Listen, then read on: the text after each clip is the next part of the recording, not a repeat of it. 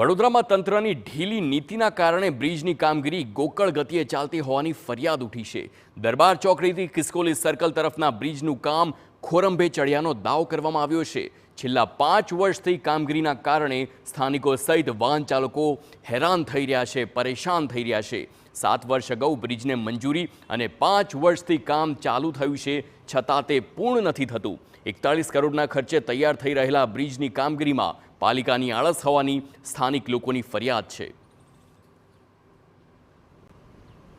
વડોદરાના નગરજનોને નવા પ્રોજેક્ટોની ભેટ આપતી પાલિકા ફક્ત પ્રોજેક્ટોની ભેટ આપવાની જાહેરાત કરી કામગીરી કરવાનું ભૂલી જતી હોય તેવા અનેક વખત દ્રશ્યો જોવા મળ્યા છે।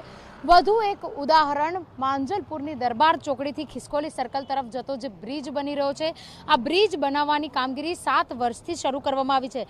મહત્વની વાત અહીંયા આગળ એ છે કે 7 વર્ષમાં અનેક વખત રજૂઆત કરી સ્થાનિકો દ્વારા, અનેક વખત કામગીરી માટે ચર્ચા પણ કરવામાં આવી, પરંતુ આ કામગીરી ક્યારે પૂર્ણ થશે તેનું કોઈ જ તારણ આપી શક્યા નથી। કારણ કે પાલિકા પોતાનો બચાવ કરતા કહી દે છે કે વર્ષ 2022માં જ્યારે કામગીરી પૂર્ણ થવાની હતી, પરંતુ કોરોનાનો સમય, ત્યારબાદ હવે જ્યારે વર્ષ 2024 પણ પૂર્ણતાના આરે છે, ત્યારે રેલવે વિભાગ દ્વારા પોતાની કામગીરી પૂર્ણ નહીં કરાતા પાલિકા પોતાનું કામ નથી કરી શકતી તેવા બહાનાઓ કરી અને બચવાનો પ્રયત્ન કરે છે। પરંતુ જ્યારે વડોદરાના નગરજનોને મુશ્કેલી પડતી હોય ત્યારે વડોદરાના નગરજનોની મુશ્કેલી સાંભળી અને પાલિકા ક્યારે થોડા વહેલા કામગીરી પૂર્ણ કરવા માટે રેલવે પર બી જોર આપે છે કે કેમ તે જોવું પણ તેટલું જ મહત્વનું છે। કારણ કે કેન્દ્ર સરકારની જે ટીમ છે તેની સાથે સાથે વડોદરા મહાનગરપાલિકા બંનેનું જે ગોકળ ગતિએ કામગીરી ચાલી રહી છે તેનો ભોગ વડોદરાના નગરજનો બની રહ્યા છે। કેમેરા પર્સન રોહિત ગોયલ સાથે અંજલિ ઓઝા, TV9 વડોદરા।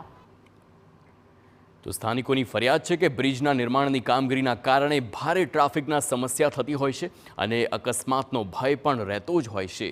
5 વર્ષથી કામગીરી ચાલુ હોવાથી સ્થાનિકો મુશ્કેલીનો સામનો કરવા માટે મજબૂર બન્યા છે। હવે વહેલી તકે કામગીરી પૂર્ણ થાય તો સ્થાનિકો રાહતનો શ્વાસ અનુભવે। તકલીફ તો ઘણી જ પડી રહી છે। કોન્ટ્રાક્ટરો રૂપિયા, કોર્પોરેટરો અને ધારાસભ્યોને રૂપિયા આપીને આ પબ્લિકને હેરાન કરી રહ્યા છે ને, તો જલ્દી તકે કામગીરી પૂર્ણ કરે। અકસ્માતનો તો બહુ જ ડર લાગે છે। પ્લસ આ ડિઝાઇન બી એટલી બધી વિચિત્ર બનાવી છે કે 4 રસ્તા પડે છે, તો એ ટ્રાફિકને કેવી રીતે ડાયવર્ટ કરી શકશે। 4 વર્ષ થઈ ગયા છે બ્રિજનું કામ, અને એવા જગ્યાએ બ્રિજ કર્યો છે કે જ્યાં ટ્રાફિકની સમસ્યા ડેઈલી લગભગ એક્સિડન્ટ થવાની પૂરી સંભાવના છે, ને આ 3 વર્ષથી 4 વર્ષથી આ પૂરું જ કામ થતું જ નથી ક્યારેય। કારણ કે પરમિશન લીધી છે, નથી લીધી, કેવી રીતે કન્સ્ટ્રક્શન થઈ રહ્યું છે ખબર જ નથી। તો આ તરફ અધિકારીએ કામગીરી અટકાવવાનું કારણ જણાવતા જણાવ્યું છે જમીન સંપાદનને લઈ માલિકોની મંજૂરી પ્રક્રિયામાં વધુમાં વધુ સમય વેડફાયો હોવાના કારણે કામગીરીમાં મોડું થયું છે। તો આગામી ડિસેમ્બર સુધીમાં કામગીરી પૂર્ણ થશે તેવો પણ દાવો કરવામાં આવ્યો છે।